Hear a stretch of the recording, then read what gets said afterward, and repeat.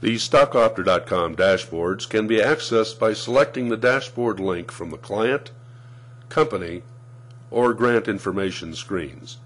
They can also be accessed using the Dashboard Select link in the Client menu list. The dashboards serve two main purposes. They enable users to preview the tables and charts that can be included in client reports, and they allow users to perform what-if scenarios by changing different assumptions and comparing the results. Upon activation, the In the Money dashboard will be displayed.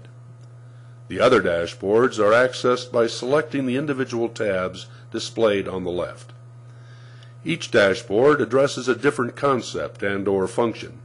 Information on the concepts illustrated in each dashboard is provided via the concept tutorial link at the top of each screen. The structure of each dashboard varies slightly, but the basic layout is as follows. The left side lists the current input assumptions contained in the database and includes sliders and input fields for entering revised assumptions. The revised assumptions are applied using the button at the top. The right side of most of the dashboards displays the relevant data in the following layout. The table at the top represents the data using the current assumptions contained in the database. The second table represents the data using the revised assumptions that were entered and applied. Where appropriate, a graph at the bottom illustrates differences between the current and revised data in the tables. Using the display dialog box, the user can choose whether to show both the graph and the tables, only the tables, or only the graph. The goal selection is a single depiction of the client's current position relative to the desired after-tax financial goal.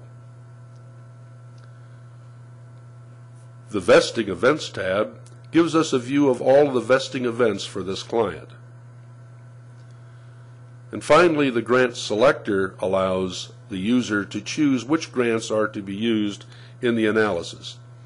By default, when a grant is added, it is automatically included in the analysis, but can be excluded by placing a check mark in the appropriate box.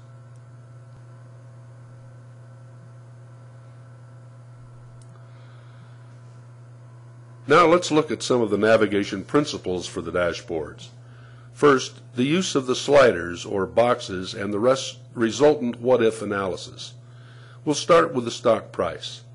When you first come to the dashboard screen, the stock price you see is the stock price that was most recently saved to the database on the company information data entry screen. But what if the stock price were to increase? What would be the resultant value of the chosen grants? We'll make a change, either by use of the slider or by entering a price in the box. We should point out that the increments of change in the sliders throughout the dashboards have been adjusted to a prescribed increment amount which is appropriate for the number being entered.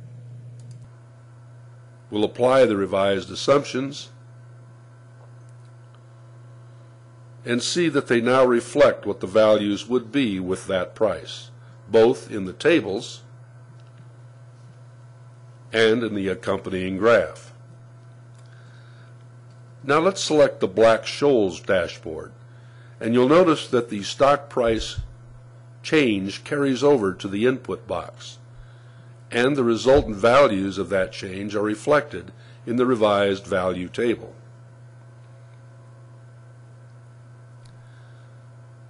As I mentioned earlier, assumptions changes made to any one dashboard are applied to and reflected in all of the other dashboards that use the same assumption. Note, applying revised assumption changes does not alter the current values in the database. These must be changed on the respective input screens. Additionally, we can change more than one assumption on the sliders and apply these revised assumptions all at one time. Any of these changes we make and apply will carry over to any other dashboards where that same variable occurs. And finally, if you leave the dashboards and then return,